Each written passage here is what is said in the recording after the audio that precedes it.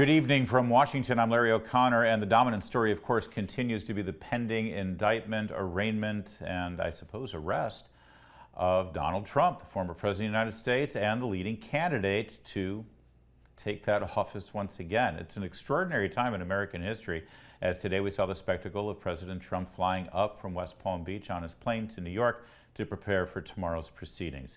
Joining us right now is a veteran of the Trump administration and vice chair of the Center for Election Integrity and also a part of the America First Policy Institute. He is Hogan Gidley. Hogan, thanks for joining us, sir. Really appreciate it, Larry. Thanks for the time. There's a lot to unpack here. Let's start, though, with the immediate ramifications of this extraordinary announcement and confirmation from the Manhattan District Attorney, and that is millions and millions of dollars coming in support of the president's campaign. That's extraordinary. That's quite a message from the American people. I'm not surprised. I think there are two issues here. One kind of bucket is the legal bucket. The other one is the political. Legally, experts like Jonathan Turley say this whole case is legally pathetic, quote unquote. Alan Dershowitz, a Democrat, someone I worked with on the first impeachment, actually made the comment that a first-year law student could handle this pretty easily. Not to mention the fact their star witness is someone who's a convicted felon, a porn star, and then on top of that, the facts of the case just don't warrant this type of indictment. That's number one. But on the political side, I think you're seeing kind of the fallout here that is positive for Donald Trump. Remember, he spiked above 50% in popularity in August of last year. What happened in August? They raided Mar-a-Lago. So when you attack a sitting former president, when you weaponize the government, when you politicize the justice system against a private citizen, turns out the American people don't like that very much.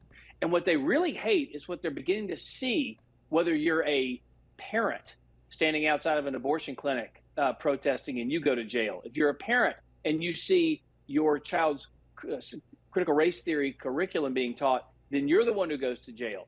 If you don't like the fact that teachers are trying to trans your kids behind your back, you go to jail. What we see is a dual system of justice here, that if you take the wrong position, if you like the wrong tweet, if you go to the wrong speeches, if you watch the wrong movies, if you support the wrong candidates, if you support the wrong causes, the government's coming after you.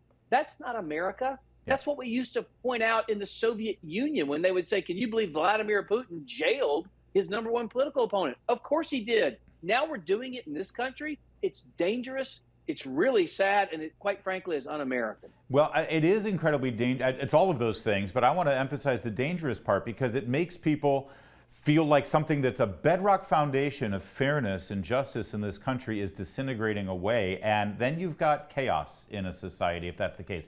As the president is now in Manhattan, as he is prepared to hand himself over to the district attorney, just down the street in Soho, Hunter Biden will be having an art exhibit at a gallery selling his paintings for $500,000 apiece to God knows who, Hogan.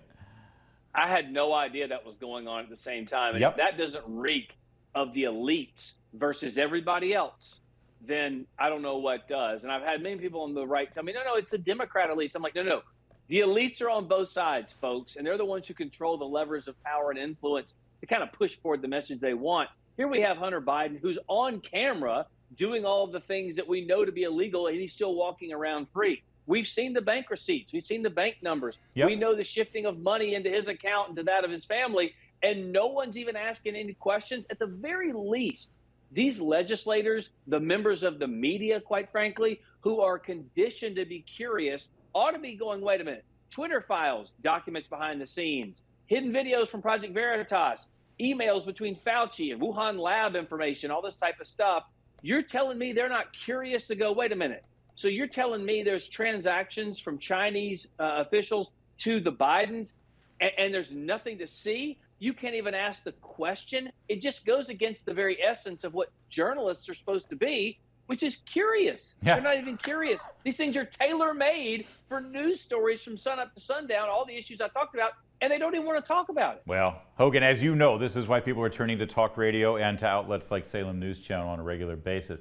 And yes, that Hunter Biden thing, the gallery is going on this week, the exhibition. So you might want to float that to Mr. Trump. He could use it in his remarks tomorrow night, perhaps. Sure could. Maybe he should bid on a painting and put it behind him. That would be great. By the way, Hunter's not a bad artist. No, Hunter's painting right here. Let's talk about the political aspect of this. A miracle happened. None other than Jeb Bush, with an exclamation point. Hogan Gidley. Jeb Bush took to Twitter and called this a very political witch hunt against Donald Trump. I mean, he's bringing the Republican Party together, this DA in Manhattan. Yeah, he couldn't do it when he was running for president, but he's doing it now. Look, Jeb Bush, Hillary Clinton, and Barack Obama all know something about campaign finance violations. They all got convicted of them.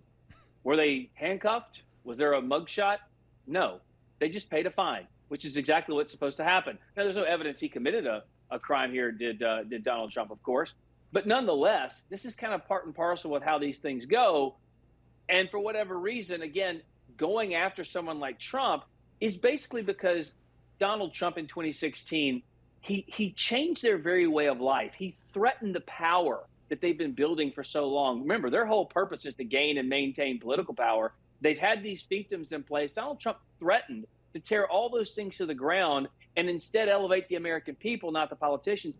That's why they're so afraid. Thankfully, someone like Jeb Bush even sees this and comes out and says, wait a minute, this is ridiculous. I wish more Republicans would come out and do it. And quite frankly, a lot of Democrats, independents, 70% of whom feel as though this is politically motivated, an attack on the president. They know what this is. They've seen it out there. And so I think the American people are going to reject this. Hogan, one other aspect of the politics here. Now, and you've always been very real and very upfront. That's why I like you. You're a great guest. You were the deputy press secretary for the president.